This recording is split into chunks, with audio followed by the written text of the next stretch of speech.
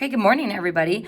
Today we are going to be doing a few more hyperbola problems in the practice set together. We're going to be doing number 10 and number 14, and you can go ahead and cross off number 15. You do not have to do that one. And folks, I just briefly started number 10 because looking for the orientation of this hyperbola, since x squared is first, this is going to be horizontal.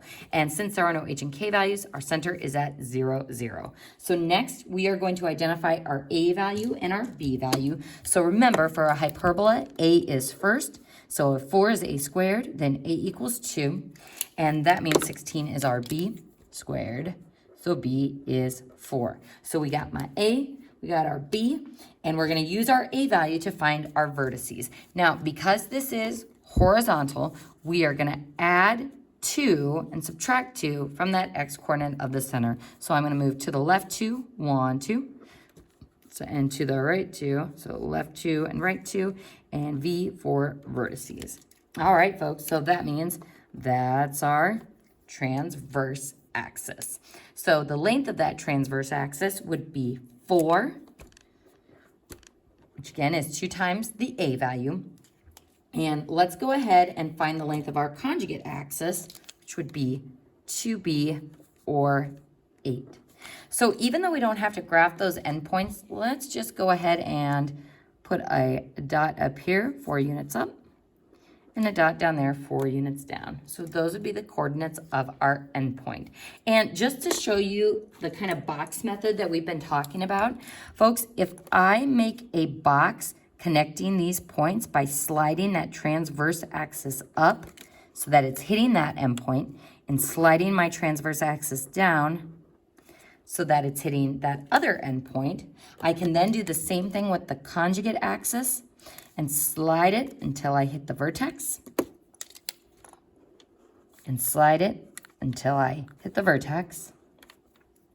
And what this does is it shows me the corner points or where my slope is going to intersect that box. So that's where those asymptotes are going to be running through. And again, this is because you use your b and your a values to rise and run. So if I go up by the dark green line and forward by the light green line, that is why making that box is helping you figure out your asymptotes. So folks, if that box method helps you, by all means do it. Otherwise, you can reason your way through the asymptotes using those a and b values, looking at rise over run. So folks, the coordinates of those vertices are going to be negative 2, 0 and positive 2, 0. And again, on MyMathLab, it does want you to write those separated by a comma. And folks, just a quick note about MyMathLab with the foci. We've been writing the foci in the happy condensed form, like plus or minus 3 rad 5, 0. This is fine for the written work, but on MyMathLab, it is gonna want you to write those as 2 separate points. So this would be 3 rad 5, 0, comma, negative 3 rad 5, 0. So be careful with those instructions on MyMathLab because it does want that written in the non-condensed form. So moving back to this problem, to find our foci, we are going to use that ABC relationship, that c squared equals a squared plus b squared. So c squared equals a squared plus b squared. So our a squared is 4, and our b squared is 16. And again, notice here that our b value is bigger than our a value because the bigger a value is only for ellipses. So hyperbolas, a is first. For ellipses, a is always bigger. So then adding that to our b squared, we get 16. So then c squared equals 20, and square root. And c is equal to plus or minus radical 20, which simplifies to be 2 radical 5. And again, folks, breaking that down into the perfect squares, it would be 4 and 5, and the square root of 4 is 2. So that's how I got that step right there.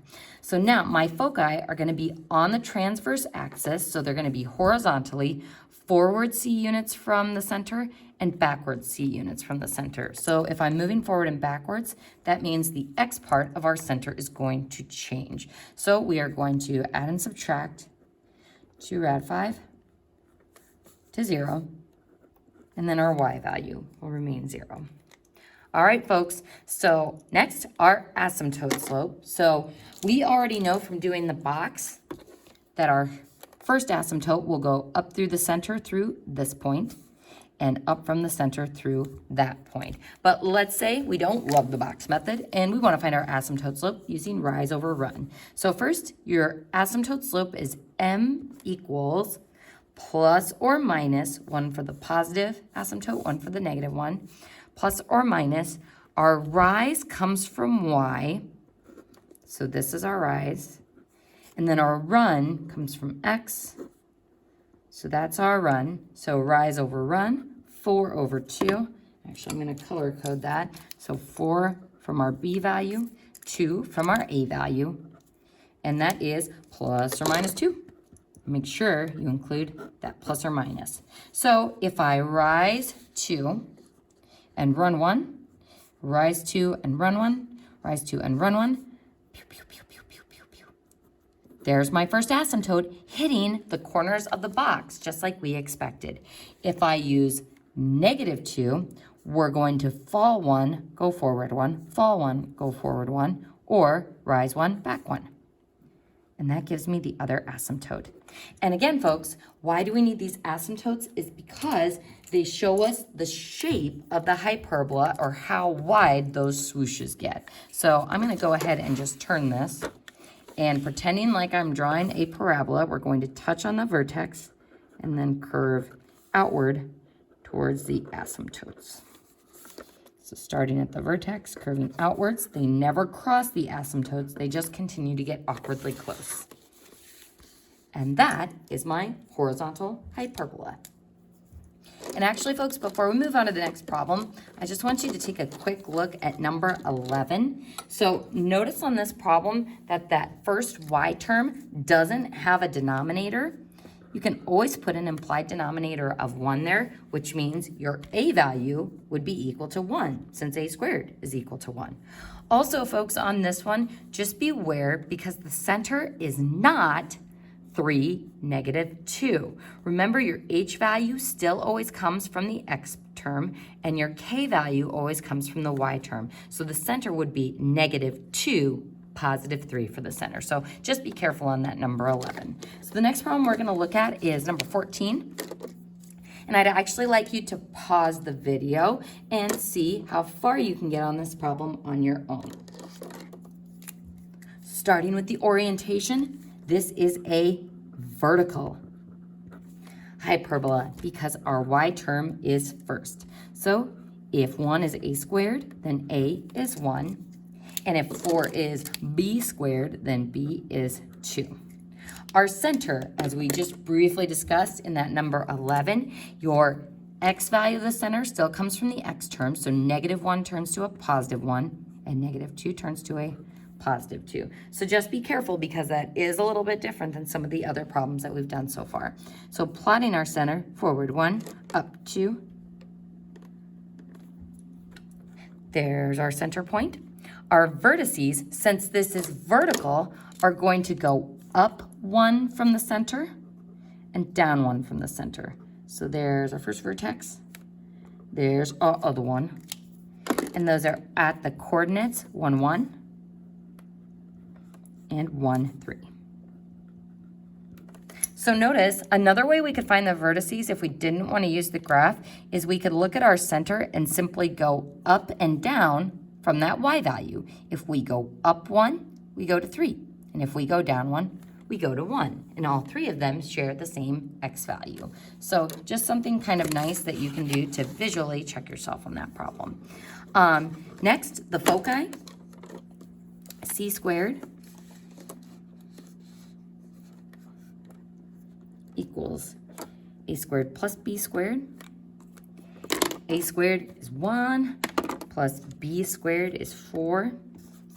So c squared equals 5 and c equals square root plus or minus of 5. So plus or minus the square root of 5.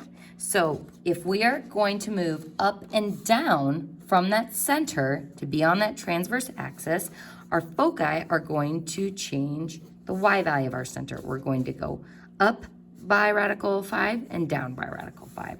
So our foci would be 1, 2 plus or minus radical 5. Now, just to give you a little practice, to write those same coordinates on my math lab, you would write it as 1, 2 plus rad 5, comma 1, comma 2 minus rad 5. So that is how you would write those two foci points in non-condensed form. And folks, you could plot those on the graph as well. They would be, let's see, just a titch under the 4 and just a little bit above the x-axis. And actually, I'm going to go back up to number 10 and plot the foci here as well, just to show you that they really are on the transverse axis behind those vertices. Boink. All right, so moving on to our transverse axis length, that will be 2a, so 2. Our conjugate axis length will be 2b, or 4. All right, folks, now for the asymptotes, plus or minus rise over run. Our rise is going to come from the y term, so that's our rise. And our run is going to come from our x term, so that's our run. So plus or minus rise 1 over run 2. So that is our slope. So we're going to go up 1, forward 2, up 1, forward 2, and then up 1, back 2, up 1, back 2.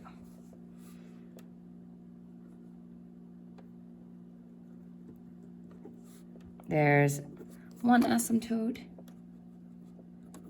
There's another asymptote. So now, to draw our hyperbola swooshes, we are going to curve down and just touch on that vertex and then swoosh out towards the asymptotes. And that is our vertical hyperbola, opening up and down, and this one opening left and right. And real quick, folks, before I turn you loose on this one, we mentioned on the previous page to beware the axes with different tick marks. I just want you to notice that number 13, its axis is going by 2s. So just be careful of that when you're graphing. Otherwise, when you check on the key, you'll be very confused why your graph looks different. Excellent work today.